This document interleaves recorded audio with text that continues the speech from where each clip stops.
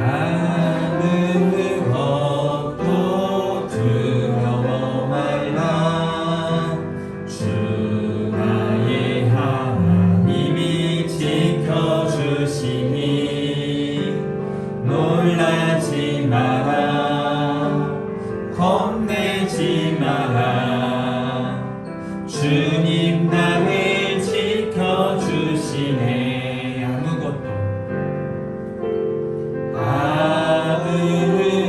아무것도 두려워 말라. 주 너의 하나님이 지켜주시니 놀라지 마라. 겁내지 마라. 주님 너를 지켜주시네. 내 맘에 힘에 겨워 지치지라도 주님 나를 지켜주시네. 세상의 험한 풋밤 몰아칠 때도 주님 나를 지켜주시네.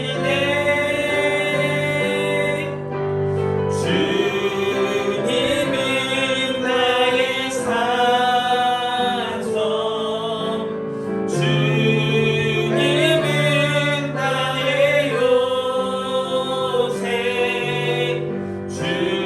주님은 나의 소망, 나의 힘이 되신 여호와. 주님은 나의 산성, 주님은 나의 산성, 주님은 나의 요새,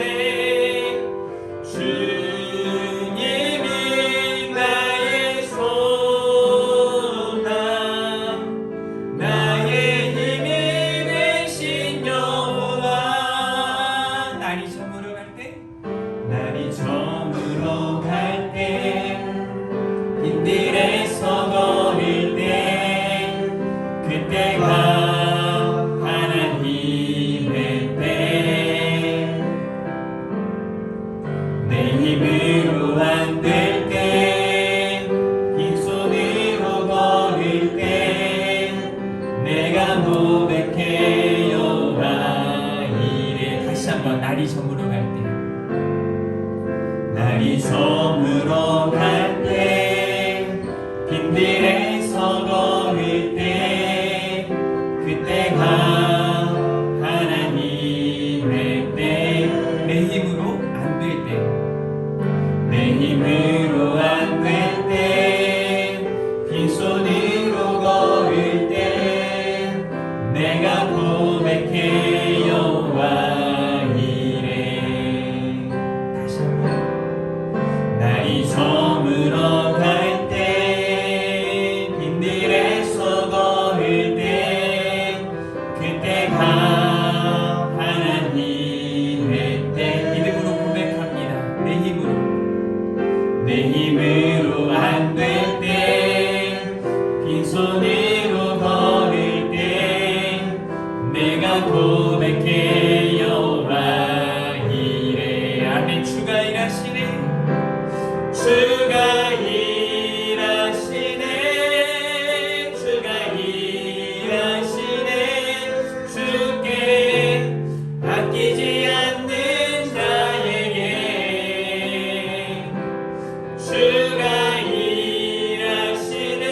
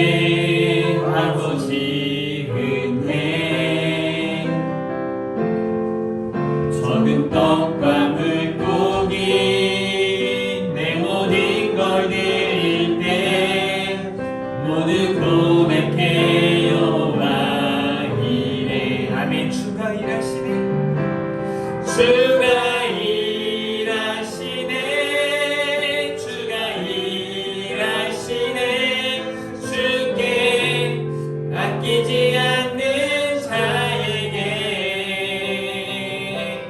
주가 일하시네 주가 일하시네 신뢰하며 걷는 자에게 주가 일하시네 주가 일하시네 주가 일하시네 주께 아끼지 않는 자에게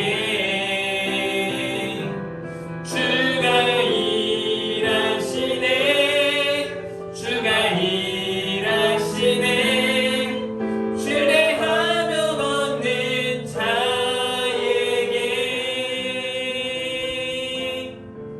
아멘. 목회하는 일도 이런 것 같습니다. 여러분들의 삶도 이 가사와 같을 것 같습니다. 살면서 내 힘으로 안 될 때, 정말 빈들에서 혼자 걸을 것만 같을 때 우리는 막막하고 때로는 힘들 수 있습니다. 그때마다 하나님께서 저와 여러분에게 주신 그 믿음 가지고 여호와 이레, 하나님께서 저와 여러분들을 통해 하실 일들을 믿음으로 바라보면서 하나님 앞에 주님이 일하심을 기대하며 나아갈 수 있는 사랑하는 온 성도님들 되시기를 주님의 이름으로 축복합니다. 이 시간 함께 찬양하시면서 여러분들의 상한 마음을 하나님께서 고치시고 또 위로하시고 새롭게 해주실 줄 믿습니다. 마음이 상한 자를 찬양합니다.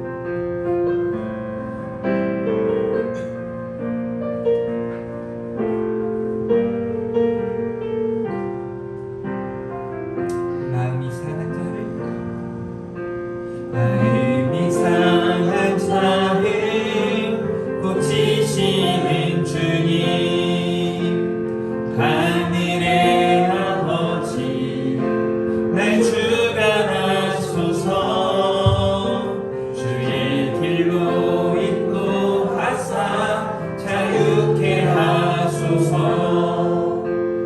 새 일을 행하사 두게 하소서 의의 주이고 목이 마르니 성령의 기름 부소서 의의 주이고 목이 마르니 내 잔을 채워 주소서 성령으로 채우사 성령으로 채우사 주보게 하소서 주의 임재 속에 은혜 알게 하소서 주 뜻대로 살아가리 세상 끝날까지 나를 빚으시고 새날 열어 주소서 의의 주이고 목이 마르니 성령의 기름 부소서 의의 주이고 목이 마르니 내 잔을 채워 주소서. 한 번 더 할까요? 의의 주이고 의의 주이고 목이 마르니 성령의 기름 부소서 의의 주이고 목이 마르니 내 잔을 채워 주소서. 아멘. 우리 사도신경으로 신앙 고백하겠습니다. 전능하사 천지를 만드신 하나님 아버지를 내가 믿사오며 그 외아들 우리 주 예수 그리스도를 믿사오니 이는 성령으로 잉태하사 동정녀 마리아에게 나시고 본디오 빌라도에게 고난을 받으사 십자가에 못 박혀 죽으시고 장사한 지 사흘 만에 죽은 자 가운데서 다시 살아나시며 하늘에 오르사 전능하신 하나님 우편에 앉아 계시다가 저리로서 산자와 죽은 자를 심판하러 오시리라. 성령을 믿사오며 거룩한 공예와 성도가 서로 교통하는 것과 죄를 사하여 주는 것과 몸이 다시 사는 것과 영원히 사는 것을 믿사옵나이다. 아멘. 우리 꽃들도 찬양하도록 하겠습니다.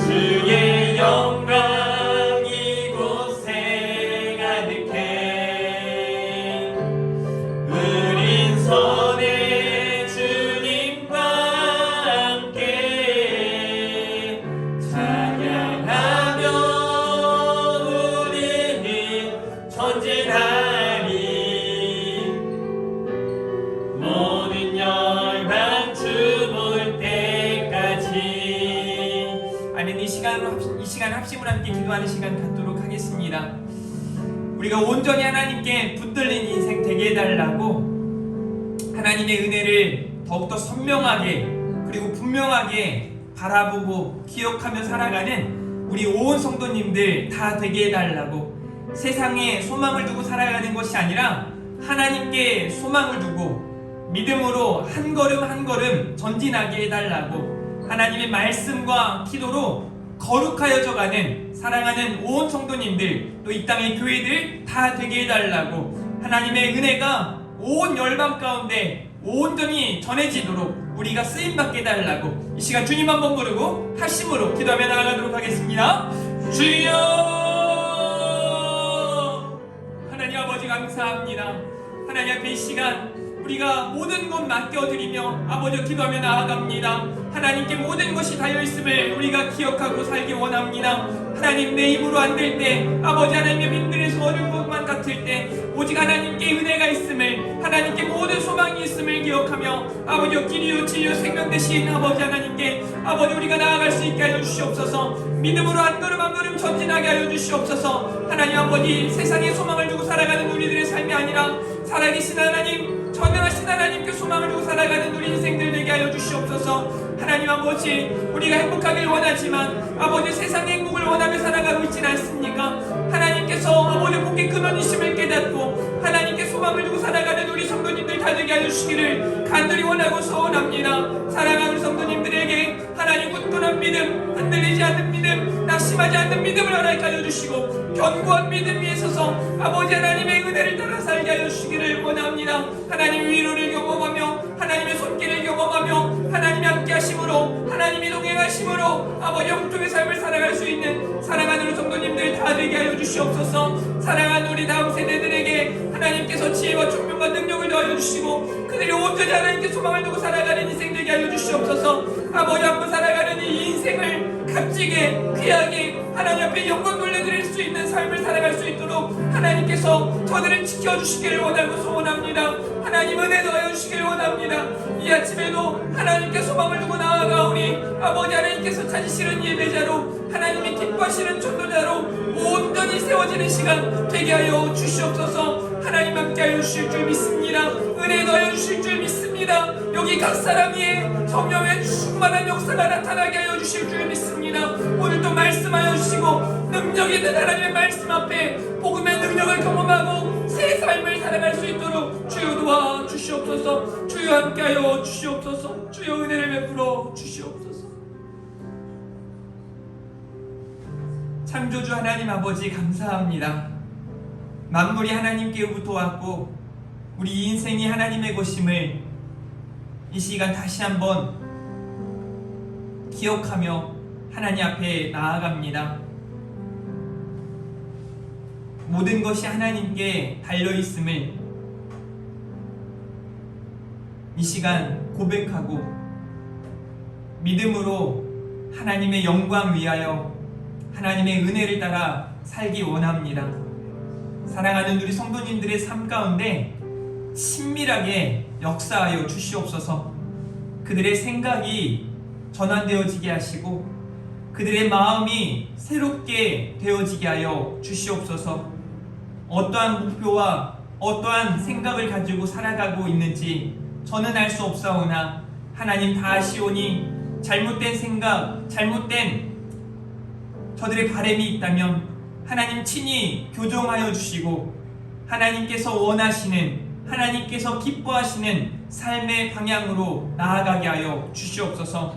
지혜가 부족합니다. 능력이 부족합니다. 그러나 우리 하나님께서 함께 하실 때 우리에게 하나님 지혜를 허락하실 줄 믿습니다. 우리에게 믿는 자에게 능치 못함이 없음을 깨닫게 하여 주실 줄 믿습니다. 하나님을 향한 간절한 기대와 소망 가운데 나아가는 우리 온 성도님들 다 되게 하여 주시옵소서. 저들의 삶 가운데 회복과 치유와 능력이 나타나게 하여 주시옵소서. 이 아침에도 하나님의 말씀으로 저들의 삶 가운데 찾아가 주시고 만져 주시옵소서. 하나님 역사하여 주시옵소서. 하나님 특별히 이 시간 기도하는 것은 이제 다다음 주에 하나님 우리 다음 세대 캠프가 준비되어져 있습니다. 사랑하는 우리 다음 세대들에게 하나님의 놀라운 말씀으로 역사하여 주시옵소서. 저들의 삶의 전환점이 되게 하시고 저들의 삶의 놀라운 역사가 나타나게 하여 주시옵소서. 하나님께서 우리 하나 교회와 온 성도님들과 뿐만 아니라 익산에 있는 교회들과 전국에 있는 교회들과 세계 속의 교회들 위해, 성도들 위해 하나님의 은혜로 충만한 역사를 허락하여 주시옵소서. 감사합니다. 사랑합니다. 예수님의 이름으로 기도합니다. 아멘. 우리 성취교도 73번입니다.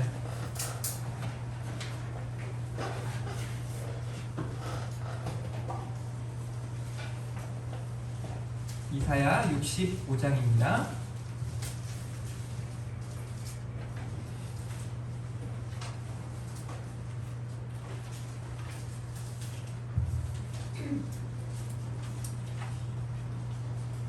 보라, 내가 새 하늘과 새 땅을 창조하나니 이것은 기억되거나 마음에 생각나지 아니할 것이라. 너희는 내가 창조하는 것으로 말미암아 영원히 기뻐하며 즐거워할지로다. 보라, 내가 예루살렘을 즐거운 성으로 창조하며 그 백성을 기쁨으로 삼고 내가 예루살렘을 즐거워하며 나의 백성을 기뻐하리니 우는 소리와 부르짖는 소리가 그 가운데서 다시는 들리지 아니할 것이며 이리와 어린아이 함께 먹을 것이며 사자가 소처럼 짚을 먹을 것이며 뱀은 흙을 양식으로 삼을 것이니 나의 손가락에서는 폐함도 없겠고 상함도 없으리라. 여호와께서 말씀하시니라. 아멘.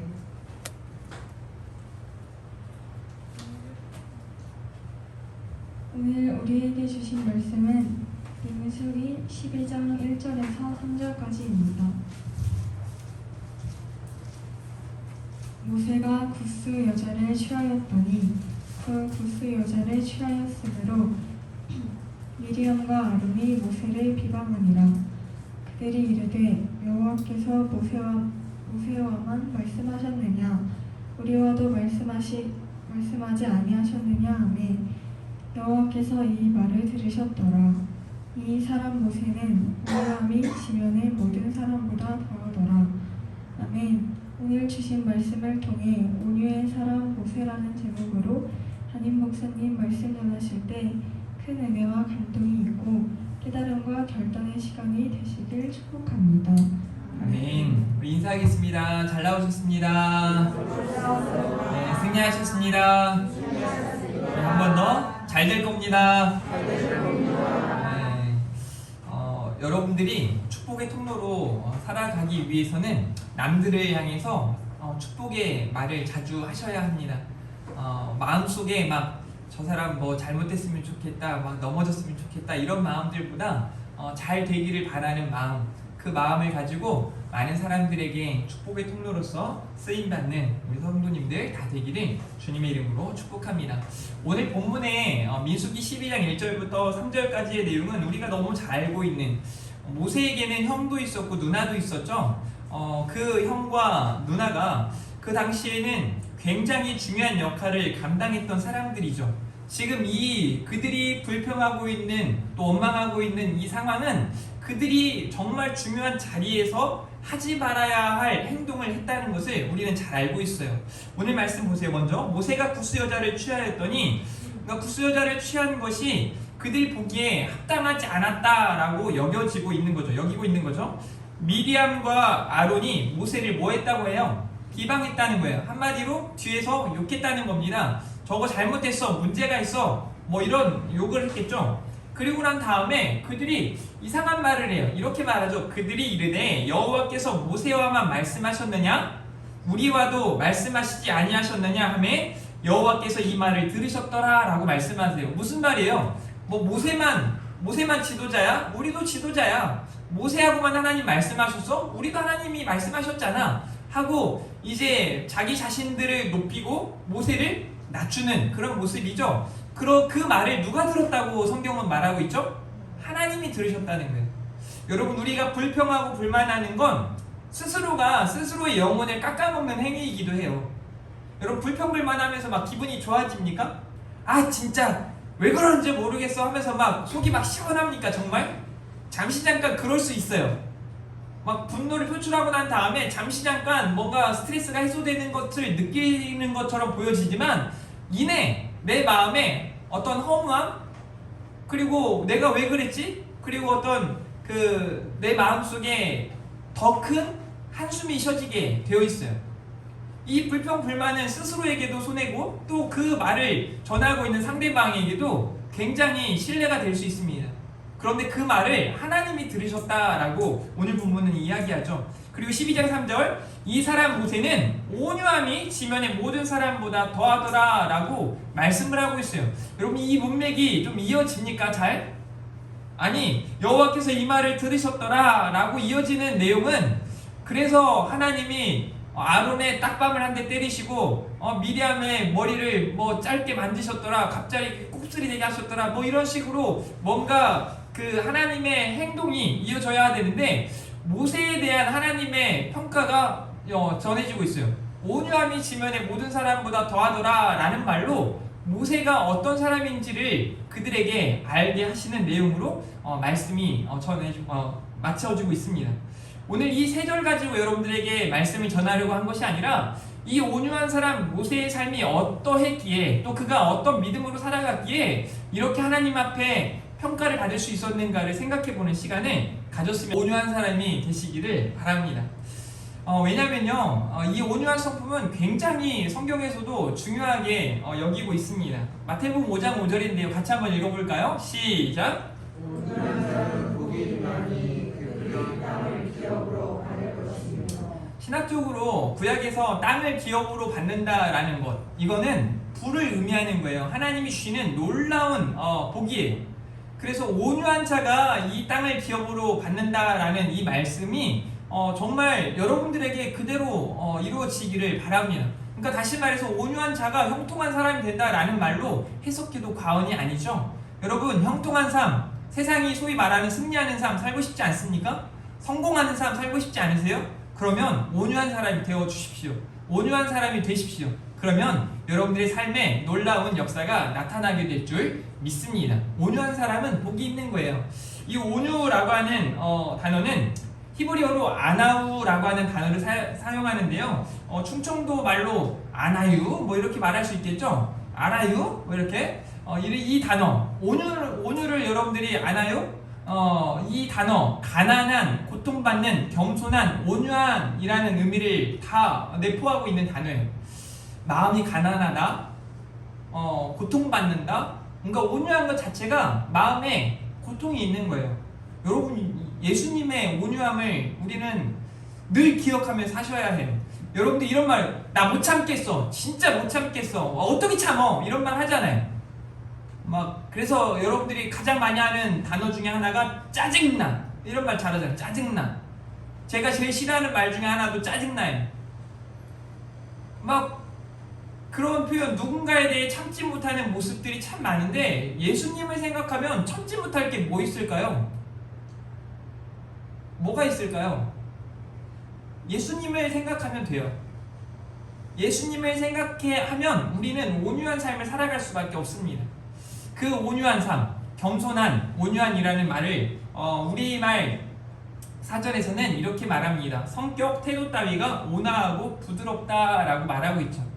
그러니까 조금 부드러운 표현으로 이렇게 말하고 있지만, 실질적인 이 단어의 의미를 더 우리가 인식하고 오늘 온유한 사람 모세에 대해서 생각해 볼 필요가 있습니다.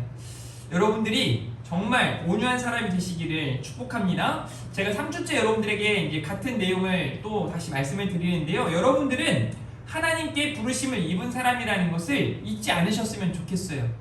그래서 온유한 사람 되셔야 해요. 그리고 여러분들은 하나님 나라의 백성들이에요. 이 땅을 딛고 살아가고 있지만 하나님 나라에 속한 사람들이란 말입니다. 그래서 달라야 해요. 그래서 더 참아야 하고, 그래서 내가 고통받는 것처럼 느껴지지만 그 고통까지도 감수하면서 온유한 사람이 되어야 하는 줄 믿으시기를 바랍니다. 여러분들은 좀, 우리도 세상에 살면서 너무 쉽게 무너질 수 있음을 우리가 기억하고 있어야 해요. 그래서 매일의 삶 속에 회개와 결단 가운데 온유한 사람이 되고자 하는 그런 열심을 여러분들이 내셨으면 좋겠습니다. 오늘 온유한 사람 모세라는 제목으로 말씀을 나눌 텐데요. 모세의 출생부터 모세의 죽음까지 성경에는 자세히 기록을 해주고 있습니다. 모세의 출생이 출애굽기 1장에 아므람과 요게벳이라고 하는 아버지와 어머니 밑에서 레위의 자손으로 태어났다는 것을 알 수 있죠. 모세의 출생 이전에 먼저 아론과 미리암은 이미 태어나 있었겠죠. 그리고 난 다음에 모세가 태어날 즈음에 엄청난 위기가 이스라엘 백성들 가운데 찾아옵니다. 그게 출애굽기 1장에 있는 내용인데요. 출애굽기 1장에 어떤 내용이 기록되어져 있냐면 1장 6절에 이렇게 기록되어 있어요. 1장 6절 요셉과 그의 모든 형제와 그 시대의 사람은 다 죽었고 라고 말해요. 그러니까 요셉이라는 사람 때문에 이스라엘 백성들이 애굽에서 인정을 받고 사랑을 받고 그 안에서 강대해질 수 있었거든요. 그런데 요셉이 죽고 그 모든 형제와 그 시대의 사람이 다 죽었다라고 말하면서 8절에 이렇게 말해요. 요셉을 알지 못하는 새 왕이 일어나 애굽을 다스렸다라고 말해요. 다시 말해서 요셉을 잊어버린 것처럼 이야기하지만 이 내면에 하나님을 잊어버린 세대가 되었음을 우리에게 보여주고 있는 거죠. 사실 요셉이 위대한 게 아니라 요셉과 함께 하셨던 하나님이 위대하셨기 때문에 애굽 사람들이 그들을 존귀히 여길 수밖에 없었던 거거든요. 그러한 상황 속에 모세가 출생을 하게 되는 것이죠. 아주 큰 위기 속에 이제 모세가 태어나는 장면을 그려주고 있습니다. 그렇게 1장과 2장에는 모세의 출생과 성장, 그가 왜 왕궁에서 자라게 되는지를 설명하죠.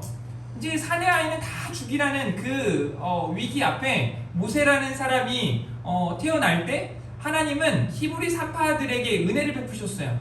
그런데 왜 히브리 산파들에게 은혜를 베푸셨는지 아십니까? 그들이 하나님을 경외했다라고 말해요. 다시 말해 그 시대에 남은 자들이 있었다라는 것을 알 수 있는 거죠. 이건요 지금 시대에도 마찬가지예요. 하나님은요 지금 시대에도 믿는 사람들, 남은 자들을 통해 역사하시는 줄 믿으시기를 바랍니다. 그래서 여러분들이 이 시대의 남은 자로서 온유한 자로 나아갈 필요가 있다는 것이죠. 그리고 이제 3개월 동안을 어찌저찌 해서 이 모세를 요게벳이 잘 기르고 있다가 더 이상 숨길 수 없게 되었을 때 그 아이를 갈대 상자에 담아서 나일강에 이렇게 흘려보내요. 그런데 정말 하나님의 놀라운 섭리 아래 그 아이가 어떻게 돼요? 바로의 딸 공주에게 보여지고 그 모세를 그 딸이 바로의 공주가 데리고 가서 이후에 이제 여러 가지 하나님의 섭리 아래 큰 은혜의 역사가 나타나죠. 이렇게 해서 모세라는 사람이 왕궁에서 살게 되고 왕궁에 있는 교육을 받게 된다는 거예요. 그리고 41세부터 80세까지는 고난당하고 도망가고 또 그가 양치기로서의 삶을 살아가는 모습을 보여줍니다. 그런 가운데 80세에 드디어 하나님의 부르심을 입고 출애굽을 하는 지도자로서 세움을 받고 광야의 40년 그리고 율법과 성막을 짓는 그런 일들까지 마치고 난 다음에 후계자 여호수아를 세우고 그리고 모세는 가나안 땅에 입성하지 못하고 죽는 것으로 끝이 나죠. 네, 여러분 여기서 중요한 게 한 가지 있는데요. 81세부터 120세까지 살아가는 그 40년의 여정 안에 모세가 그 이스라엘 백성들을 출애굽하고 가나안 땅을 눈앞에 둘 때까지의 시간은요 얼마나 걸렸을까요?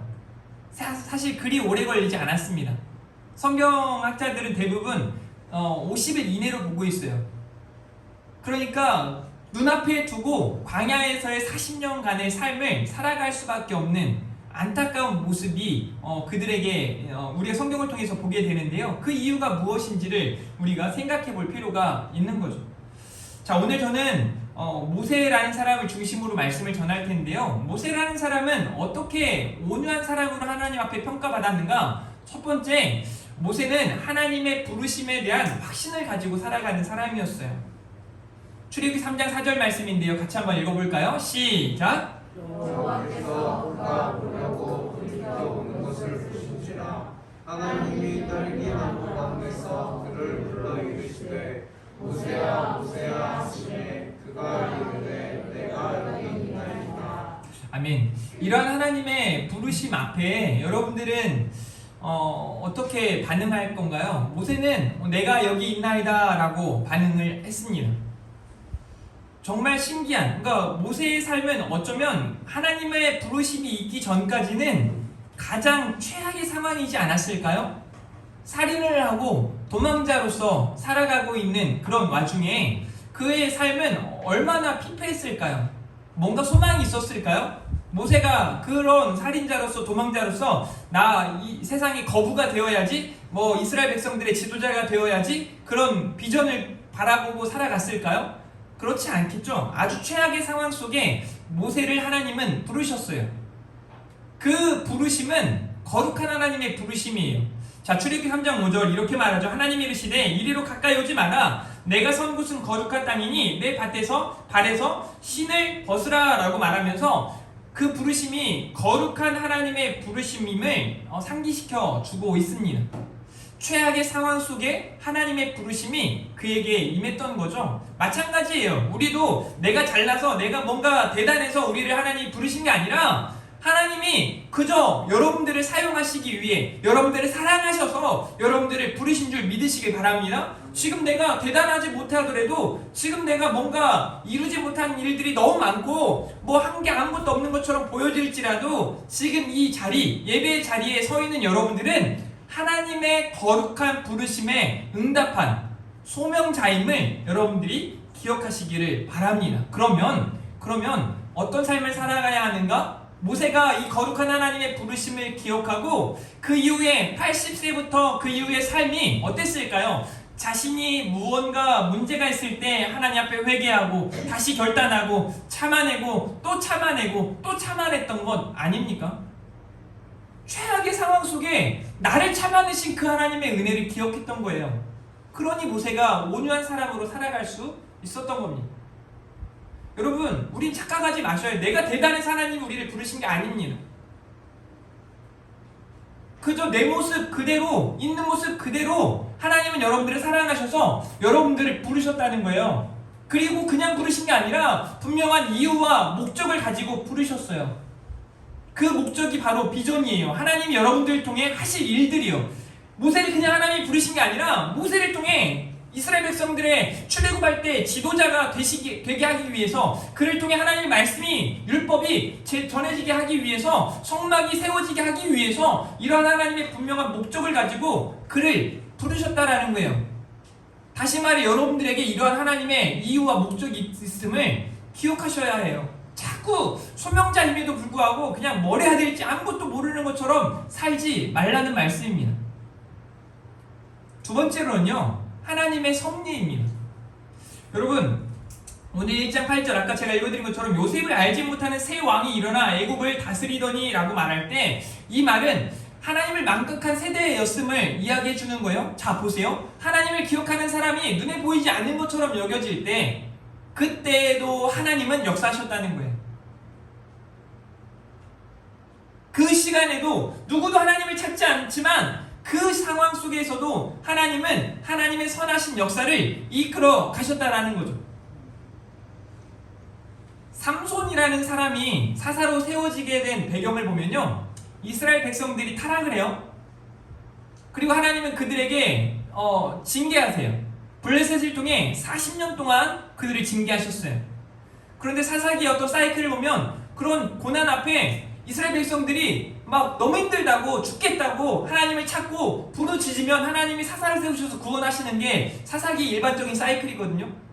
그런데 삼손이 세워지기까지 이스라엘 백성들이 막 하나님께 하나님 도와주세요 하고 부르짖는 장면이 나타나지 않아요. 그런데 어김없이 하나님께서 잉태하지 못하는 사람 만화의 가정을 세우시고 그 가정 안에 삼손이라는 사람을 출생케 하셨다라는 거예요.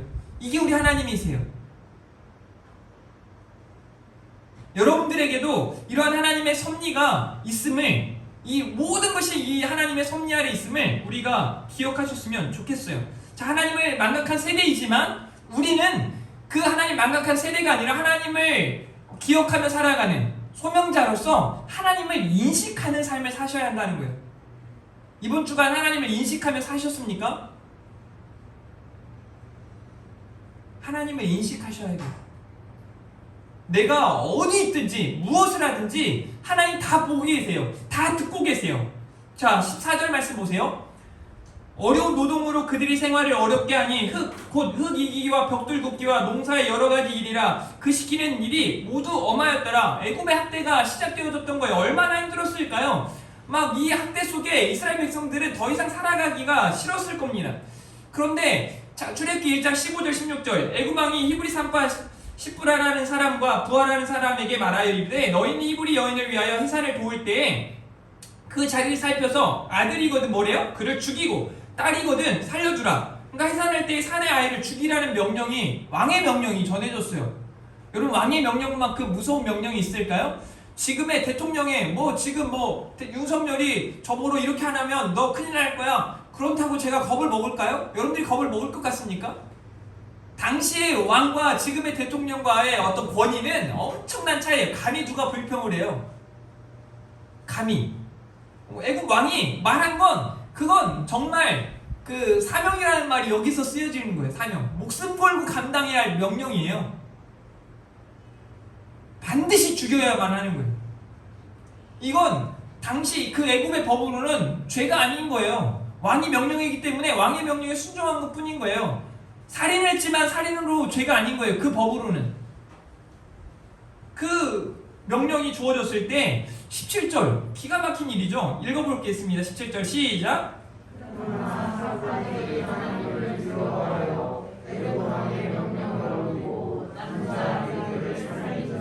여러분 하나님을 두려워하는 사람들이 있었다는 거예요. 하나님을 믿는 사람들이에요. 하나님을 경외하는 사람들이에요. 이런 사람들이 곳곳에 있다는 것을 기억하셔야 해요. 제가 요즘에 지난번에 말씀드렸지만 어제도 이제 북한 사람을 좀 만났어요. 어떻게 북한 사람을 자주 만나세요? 하나님이 은혜 주신 것 같아요. 북한 사람을 만났는데 이분은 한 17년 정도 이제 한국에 들어온 지 되셨는데 지금 한 50대 후반이니까 약 40년의 삶을 북한에서 살다가 왔단 말이에요. 제가 너무 자세히 물었고 그 사람은 지금도 중국을 통해서 중국의 조선족들을 통해서 북한의 소식들을 듣고 그 안에 있는 가족들하고도 연락을 하는데요. 그래서 제가 북한 지하교회에 대한 질문들을 자주 하고 그 상황을 전에도 들었지만 또다시 묻고 자꾸 묻는 이유는 뭐냐면 정말 북한의 실태가 어떤가를 보고 싶었어요. 제가 알고 있는 기독교인들을 통해서 목회자들을 통해서 들었던 북한의 소식들과 그분을 통해서 듣는 소식은 전혀 달랐어요. 이런 말들까지 있거든요. 김정은이 이제 해외 유학을 갔지 않겠습니까? 거기에서 복음을 좀 접했고 그가 많이 열려있고 크리스찬들이 이렇게 있고 막 한다는 이야기까지 들었어요. 지하교회 수천문의 성도, 수많은 성도들이 막 울고 짖는다? 들었거든요. 물었어요. 이건 북한의 현실적으로 불가능한 일이라는 거예요. 자기도 그냥 일반인인데 자기도 한 번도 그런 사람을 보지 못했대요. 이렇게까지 이야기해요. 북한 사람이 신앙을 갖는 것 자체가 죄입니다. 그리고 평양에 교회가 있어요. 그 교회가 세워진 이유도 대사관들이 있잖아요. 여러 나라들의 대사관. 그 사람들 때문에 세워진 종교들이거든요. 그런 기독교 교회도 있고 성당도 있고 여러 가지 이런 종교 집단들이 있대요. 거기에 그 대사관에 있는 사람들 많은 외국인들이 가서 예배를 드리고 하지만 거기 북한 사람들이 일부 있다는 거예요. 그런데 그 사람들이 어떤 사람들인가를 듣고 제가 어제 깜짝 놀랐어요. 그 사람들이 당원들이래요. 정신교육을 받는데요. 저 종교는 마약과 같은 겁니다 하고 교육을 받고 갔다 오고 난 다음에 또다시 교육하고 저 사람들이 뭐라고 시부립니까 막 하면서 그 내용을 다시 듣고 그거 보라고 마약 같은 거라고 막 하면서 다시 정신교육을 받고 그러니까 신앙인이 아니라 그곳에 잠입한 어떤 잘못된 세력들이라는 것을 이야기해줘요. 그러면서 자기가 만난 신앙인이 없다는 거예요. 그럼 제가 또 물었어요. 그러면 우리나라에서 특히나 종교 단체에서 보내줬던 여러 가지 섬김이나 후원 물품들은 어떻게 하느냐라고 물었을 때 그 사람이 하는 얘기가 중국을 통해서 전해지고 이렇게 한다고 하지 않아요? 그러면 8알에서 9알 정도 80~90%는 그 사람들이 그러니까 받고 전해준다고 말하는 사람들이 다 입맛 한다는 거예요.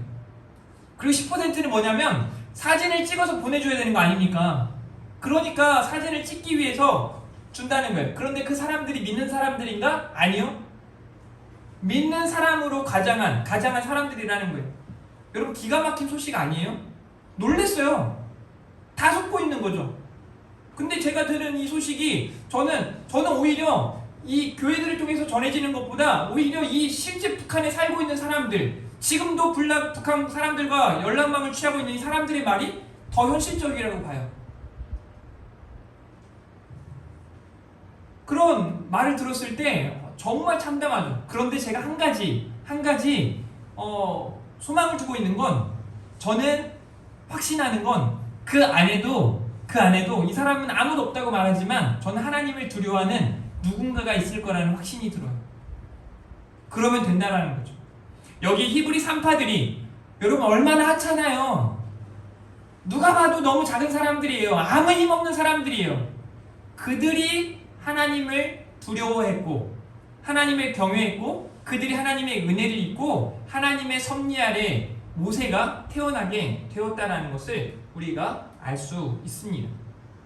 출애굽기 1장 20절과 21절, 하나님이 그 산파들에게 은혜를 베푸시니, 하나님이 은혜를 베푸시는 사람들이 누구예요? 이렇게 하나님을 경외하는 사람들이에요. 하나님을 두려워하는 사람들이에요. 하나님을 인식하는 사람들이죠. 백성은 번성하고 매우 강해지니라 그 산파들은 하나님을 경외하였으므로 하나님이 그들의 집안을 흥왕하게 하신지라 라고 말씀하고 계십니다.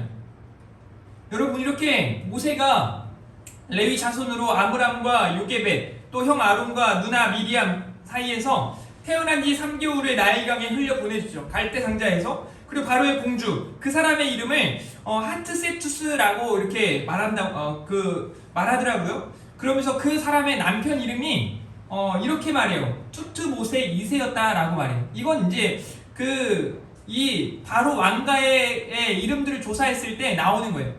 그 다음에 이 사람의 할아버지의 이름이 뭐냐면 이 투트모세 2세의 할아버지, 아버지는 투트모세 1세고 할아버지는 아하모세예요. 여러분 되게 신기한 거 아니에요? 모세가 바로의 딸, 그러니까 여기 셉수트라고 하는 사람에게 건짐을 당했고 그 사람이 이제 물에서 건져냈다라고 해서 모세라는 이름을 짓지 않겠어요? 그런데 그 사람의 남편 이름이 뭐예요? 투트모세. 그 사람의 아버지 이름은 투트모세 1세, 그 사람의 할아버지 이름은 아하모세였다라는 거죠. 이름을 당신은 그렇게 짓거든요. 아버지 이름을 따서요. 모세 이름이 그런 의미가 있어요. 여러분 이것조차도 하나님의 섭리 아래 있었다라는 것을 알 수 있어요. 모세라고 하는 이름의 뜻은 건져내다, 들어올리다, 구원하다라는 하나님의 이름의 의미가 담겨있죠. 모세는 이렇게 하나님의 섭리를 인식하며 살아갔던 사람이에요. 그러기에 온유함을 보일 수 있는 사람이었다라는 거죠. 세 번째로는요, 모세는요 하나님의 크심과 사람의 작음을 아주 잘 알고 있었던 사람이에요. 여러분 출애굽기 전 장에 걸쳐서 우리는 사람들을 보면서 와 실망투성이에요. 또 우리가 세상을 살아가면서 실망스러운 사람들이 더 많지 않아요? 뭔가 막 존경할 만한 사람, 대단할 만한 사람? 여러분들에게 제가 어떤 목회자를 닮아갔으면 좋겠어요? 그냥 우리나라 교회에서, 한국 교회에서 어떤 사람을 닮아가는 목회자였으면 좋겠어요? 어떤 목회자였으면 좋겠어요? 굉장히 어려운 질문이에요. 지금 당대에 어떤 사람처럼 살아라 라고 말할 수 있는 사람들이 찾아보기 어렵다는 거죠. 이렇게 사람들에게 소망이 있지 않아요. 출애굽기 1장과 2장에 모세의 출산과 성장, 그리고 3, 4장에 모세의 소명이, 그리고 5장에 바로 앞에 선 아론과 모세, 그리고 6장부터 12장에 10가지 재앙이 나타나는데요. 모세와 바로 또 애국 군인들, 이스라엘 백성들을 바라봤을 때 와 절망이에요. 이 사람들을 봤을 때 모세들이 하나님을 부르시는데 나는 입이 둔합니다. 어떻게 합니까? 못 가겠어요. 하나님 보여주고 또 보여주고 하나님의 지팡이까지 막 그에게 하나님이 주시면서 다 능력을 허락하시는데 자꾸 못 간다는 거예요. 안 된다는 거예요. 여러분 바로 왕도 보세요. 보내주겠다고 몇 번을 거짓말해요. 그냥요 10가지 재앙이 있었다라는 건 10번 거짓말 한 거라고 봐도 과언이 아니겠죠? 거짓말쟁이에요. 말도 안 돼요. 그리고 나서도 10번째도 하고 난 다음에 뭐예요? 애국 군인들이 쫓아오는 걸 봤을 때 죽이라고 하는 거예요. 그런데 여러분 아세요? 그것조차도 하나님의 섭리 아래 있었음을. 이렇게 말해요. 성경은 하나님이 바로의 마음을 완악하게 하셨고 그로 쫓아가게 하셨다. 하나님이 하셨음을 이야기하고 있죠. 또 12장부터 19장은 출애굽의 경로, 출애굽의 과정을 이야기하고 있어요.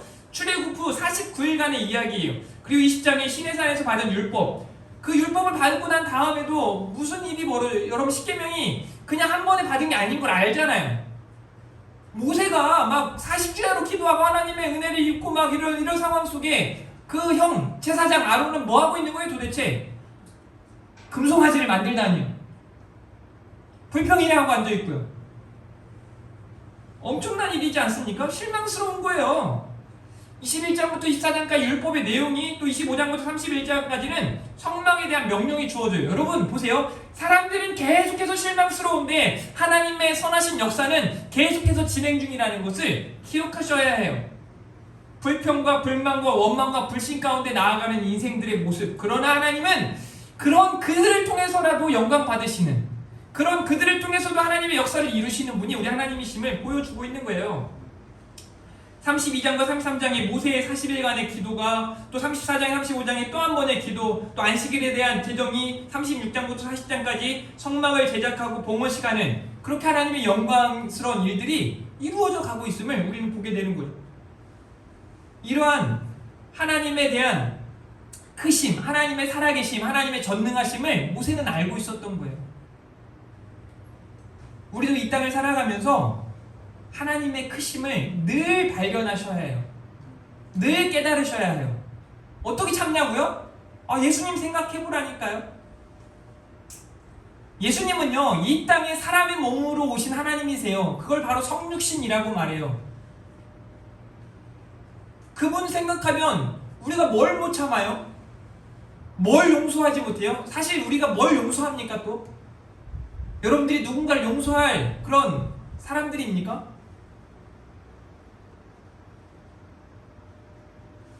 그렇게 봤을 때 이 하나님의 크심과 우리들의 연약함과 부족함을 깨닫는 건 굉장히 중요한 일임을 잊지 않으셨으면 좋겠습니다. 그래서 모세가 하나님 앞에 이렇게 온유한 사람이라는 평가를 받고 있는 겁니다. 모세의 온유함이 오늘 본문에서도 제가 서두에 말씀드린 것처럼, 여러분들은 어떻게 할까요? 미리암과 아론이 모세를 비방했대요. 여러분 그거 아세요? 사랑하는 사람한테 배반당했을 때, 사랑하는 사람이 내 욕을 할 때, 그때는 참아낼 수가 없어요. 그냥 여러분들 중에 누군가가 그냥 저한테 최인호 목사님은 참 진짜 목소리도 별로 안 좋고 못생겼어, 그래도 별로 상처 안 받아요. 그렇게 알고 있거든요 제가. 근데 저랑 결혼한 저 집사람이 넌 왜 이렇게 못생겼냐? 뭐 이렇게 못하냐? 그러면 상처가 많이 될 것 같아요. 물론 저한테 잘생겼다고 말한 적은 없어요.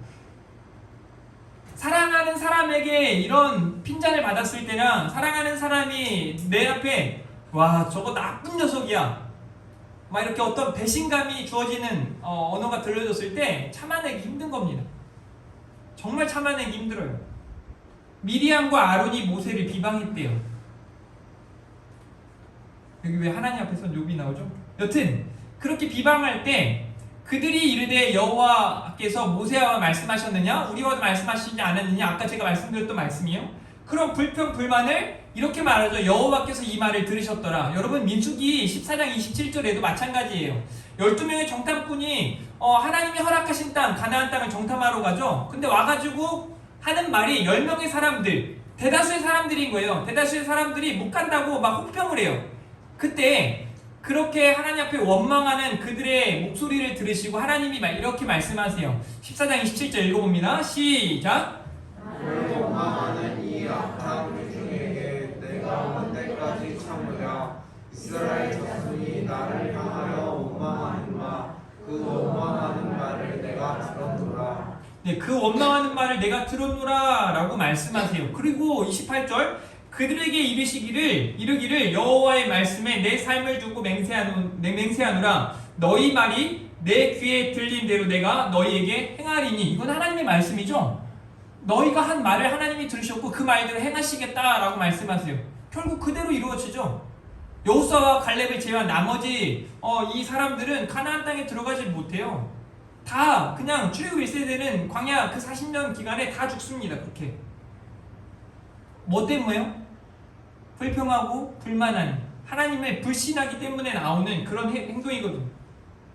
그런데 12장 3절, 이 사람 모세는 온유함이 지면의 모든 사람보다 더하더라 라고 성경이 기록하고 있는 거죠. 모세의 온유함을 여러분들이 주목할 필요가 있는 거죠. 그 성경 설교하는 분들 중에 모세가 하나님 나라에 못 갔다라고 말하는 사람들이 있어요. 가나안 땅에 못 들어갔다는 이유로요. 근데 말도 안 되는 거고, 성경을 그러니까 우리가 천국에 안 가봐서 모세가 있는지 없는지 뭐 누가 있는지 없는지 모르겠지만, 적어도 모세하고 엘리야는 신약 성경을 읽는 사람이라면 그 사람들이 하나님 나라에 있음을 분명히 알 수 있거든요. 그런데 가나안 땅이 천국인 것만, 여러분, 가나안 땅에 들어간 사람들이 천국에 간 거고 못 들어간 사람들이 지옥에 갔다라고 말하는 해석은 완전히 잘못됐어요. 그건 아니에요. 믿음이 있는 사람은 천국에 갔을 것이고 믿음 없는 사람은 지옥에 갔을 거예요. 모세가 가나안 땅에 못 들어갔다 그래서 천국에 못 갔다라는 말은 말도 안 되는 말이죠. 여러분, 그런데 모세가 왜 천국에 못 갔는지 아세요? 천국이라네. 왜 그 가나안 땅에 못 들어갔는지 아세요? 이렇게 하나님이 평가도 온유한 이 사람 모세가 이 반석을 치면 물이 날 거라는 하나님의 말씀, 불평불만하는 사람들의 모습 앞에 반석을 분노하며 치거든요. 화를 냈다는 얘기예요. 하나님의 영광을 나타내지 못하고 자신의 어떤 분노를 표출했다는 이유로 그가 가나안 땅에 들어가지 못하게 돼요. 제가 뭘 말씀드리려고 하는 걸까요? 아까 처음 설교하면서 제가 여러분들은 하나님께서 부르신 사람들입니다. 여러분들은 하나님 나라의 백성들입니다. 라고 말한 다음에 언제든 우리들도 넘어질 수 있다. 실수할 수 있다. 라는 것을 말씀을 드린 적이 있어요. 모세도 그래요. 넘어진 거예요. 그러면 오늘 말씀 앞에 우리가 넘어질 걸 대비하며 살아가야 하는가? 아니요. 그 말씀을 드리는 게 아니라 우리가 하나님 앞에 모세의 온유함을 따라가면서 늘 우리의 삶 속에 모세가 기억하며 살아갔던 그 하나님의 메시지를 기억하고 우리도 끝까지 나아가는 거예요. 넘어지면 어떻게 하면 돼요? 다시 일어나면 돼요. 그렇게 나아가면 돼요. 모세가 가나안 땅에 못 들어갔다 그래가지고 막 절망하고 나는 이제 다 포기할 거예요. 하나님 배신하고 떠났습니까? 그러지 않아요. 후계자 여호수아를 세우고 그에게 하나님이 자신과 함께 했던 것처럼 너와도 함께 하실 거라는 것을 말하고 강하고 담대하라고 그를 축복하는 모세를 보게 되죠. 이게 진짜 모세의 온유함인 거예요. 자, 오늘 말씀을 정리합니다. 온유한 사람 모세에 대해서 우리는 4가지로 말씀을 나눴습니다. 하나님의 부르심을 기억하는 사람이었다. 어떻게 해야 된다고 그러면요? 하나님의 부르심을 입은 소명자로서 회개와 결단의 삶을 사셔야 해요. 또 하나님의 섭리를 인정하면서 하나님을 인식하는 삶을 살아가셔야 해요. 왜 이런 일이 있지? 하나님의 뜻이 무엇일까? 여러분들 기억하셔야 해요. 하나님의 크심과 사람의 자금, 연약함, 부족함을 인식하고 살아가는 겸손의 사람들이 되기를 바랍니다. 모세의 온유함은요, 모세가요 오히려 형과 누나를 위해서 기도하는 사람이었어요.